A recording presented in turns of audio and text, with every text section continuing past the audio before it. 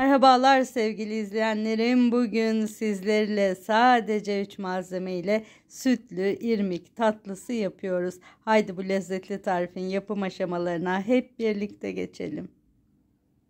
3 malzemeli irmik tatlısı yapıyoruz. Tarifimizde 1 litre süt kullanacağız. Sütümüzü tenceremize ilave ediyoruz. Sütümüzün içerisine 1 su bardağı irmik, 1 su bardağı şeker ilave ediyoruz.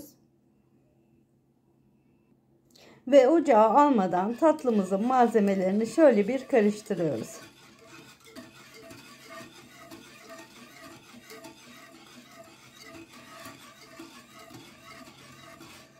Ocağımın altını orta ateşte açtım ve karıştıra karıştıra tatlımı pişiriyorum.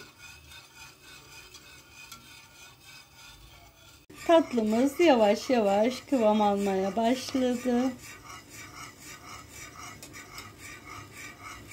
Yavaş yavaş üzerinde baloncuklar, köpürcükler oluşmaya başladı. Biz buna göbek atma diyoruz. Şöyle gördüğünüz üzere. Ama birazcık daha koyu bir kıvam istiyorum. O yüzden birazcık daha tatlımı pişiriyorum.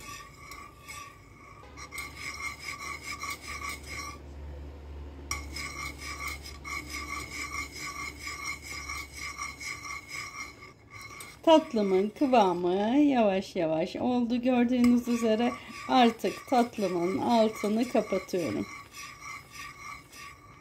Ve tatlımızı sunmak istediğimiz kaba şöyle boşaltıyoruz.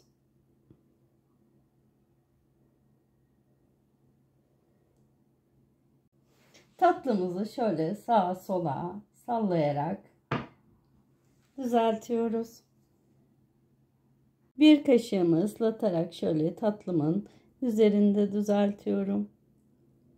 Üzerine süsleyeceğimiz için şu irmik görüntüsünün olması çok önemli değil. Şöyle üzerinde bir kaşığımı ıslatarak düzelttim. Ve tatlımızı oda ısısında soğuyana kadar dinlendiriyoruz. Tatlımızı biraz süsleyelim. Şöyle kağıt şeritler kesmiştim. Bir tane ortaya. Şöyle 4'e bölelim tatlımızı.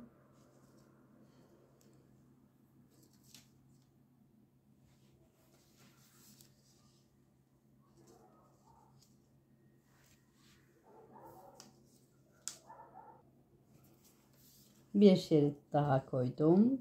Şöyle tatlımın üzerine şimdi kakao serpeceğim. Tatlımın üzerine şöyle kakao serpiştiriyorum. Kakaomu serperken birazcık kameram kayıt dışı kalmış. Şöyle her yerine gelecek şekilde kakaomu tatlımın üzerine serpiyorum.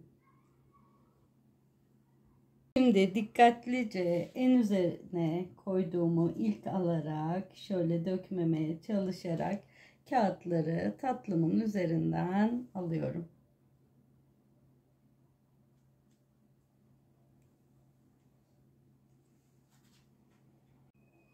Evet, son kağıtlarımı da şöyle dökmemeye çalışarak dikkatlice alıyorum. Son kağıdı alırken de dökmezsek tamamdır bu iş. Evet. Şöyle tatlımızı süslemiş olduk. Durur muyum? Birazcık daha süslemek istiyorum. Şöyle ortasına bir tane bisküvi batırdım.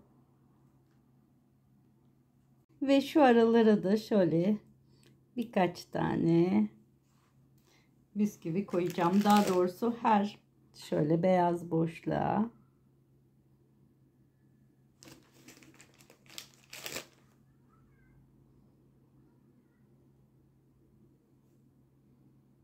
Tatlımız buzdolabında da soğuduktan sonra servise hazır.